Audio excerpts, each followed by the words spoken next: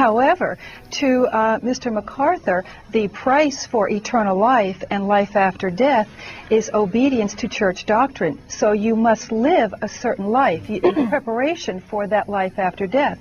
That I totally reject. I am not going So do to... I. Well, what do you think? I But you know, reject that well, there is completely. a way to get... Hold it, Alan. What is? Well, yeah. You said you have to believe in Christ. That You have the to only follow- way to heaven, and at this point I respectfully disagree with the rabbi. Nobody can live a righteous life. The Bible says that no one can obey the law of God. So no one's going to heaven. So no one can go to heaven on their own merits or on their own. Ayan. Napakagandang usapan, ano? Ito yung claim nila, ito yung pinag-usapan, ito yung sinabi. No one can live a righteous life. No one can obey the law of God. No one can go to heaven on their own merits or on their own works. Ang tanong, totoo ba? Okay. So mag-iisip ka ngayon kung totoo ba siya. Ibig sabihin ba, walang naligtas sa Old Testament? Paano si Job? Sinabi siyang pinakamabuting tao. Hindi ba niya ito nagawa? Hindi ba siya naligtas? Hindi ba naligtas sila David at ang mga propeta na ginamit ng Diyos? So titignan mo, magtatanong ka muna kung totoo ba. Huwag ka basta-basta maniniwala. Kasi sabi nga sa Bible, it's beware of false prophets who came to you in sheep's clothing. Okay? Ano pa purpose ng Biblia kung walang standard na susundin upang maging mabuti? Bakit pa ibinigay ito sa tao? Bakit pa sinabi din sa Biblia na kakaunti lang maligtas kung napakadali lang naman pala maligtas? No? So, hindi ibig sabihin na sikat, mayaman ka, maraming tagasunod, maganda niyang pamumuhay, nag-aaral ka ng salita ng Diyos, graduate ka ng Bible school, tama na ang tinuturo mo. What if kung mali? Ibig sabihin na ipapasa yung mali, di ba? So ganitong usapan, especially, ang tinitignan din natin dito, it's yung Biblia as a whole, iniintindi siya bilang as a whole, ano? Kung iintindihin niyo po ang Biblia, may pagkasunod-sunod ang nangyari dito, pati sa mga utos, kung kailan ito binikay. Ano? So, ang Diyos kasi is patas. Take note, sa Old Testament, wala pa pong eternal life at lake of fire. Iba pong parusa sa kanila. Wala pa pong eternal life, prophecy pa lang. Sa New Testament lang in-offer ang eternal life at lake of fire. Iba ang parusa ng taga-Old Testament. Ang parusa nila ay cup of wine of wrath. Okay? Ang parusa ng Old Testament is cup of the wine of wrath. Iba rin ang parusa ng nakarinig sa New Testament or sa atin. Ito ay lake of fire. Ang basihan ng kaligtasan ng Panginoon sa Old Testament is yung magiging ka-level ni Abraham sa pagsunod. Ni Abraham, ni Isaac at ni Jacob sa paggawa ng mabuti. Bakit? Dahil sila ang naging basihan kung paano ginawa ang Ten Commandments. Ang kaligtasan ng mga nasa Old Testament ay ang batas at mga utos ng Diyos dito. Kasi ito ang naabutan nila. Tayo naman, ang batayan ng ating kaligtasan ay ang Old and New Testament. Kasi nabasa natin to. So, dalawa. So, kasi patas nga ang Diyos, ano? Hindi naman naabutan ng Old Testament ng New Testament. So, bakit mo sila i-judge sa New Testament? So, tignan natin ang verses na nagko-confuse sa mananampalataya.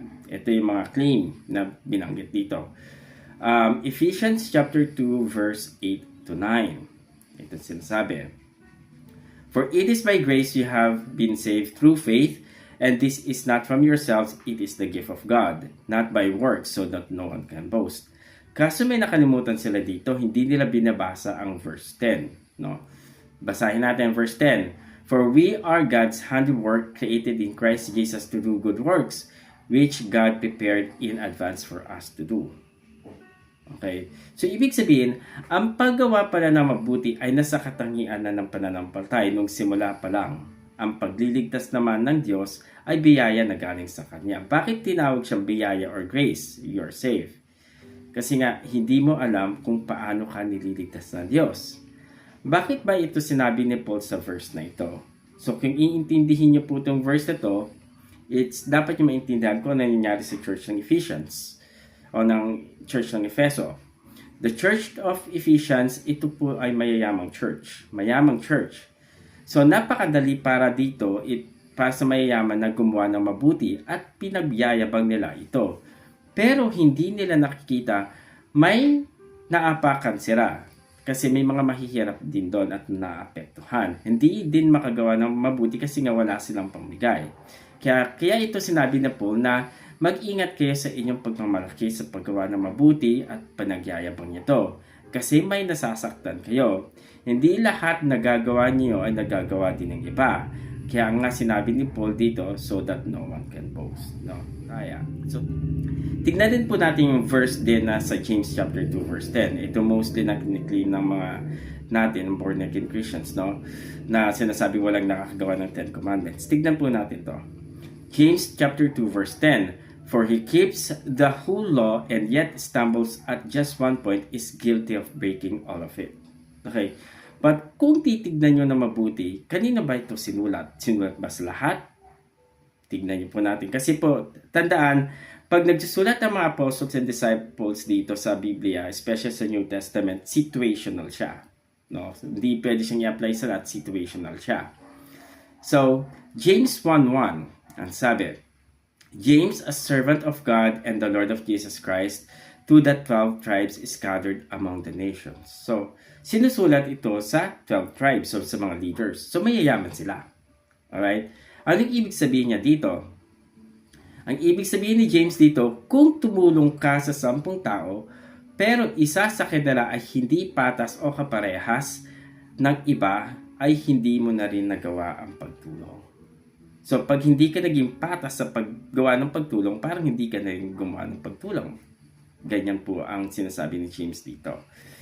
So, hindi po yung ibig sabihin sa kaligtasan. No. Yun po natin, ang conclusion natin dito, it's kung saan binigay ang batas, sila lang yung sakop nito.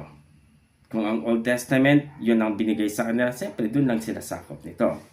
Pero sa atin ngayon, sakop tayo ng batas ng Panginoong Diyos, ng Old Testament, at ng panibagong utos na binigay sa atin ng ating Panginoong Hesus Kristo. Maraming salamat.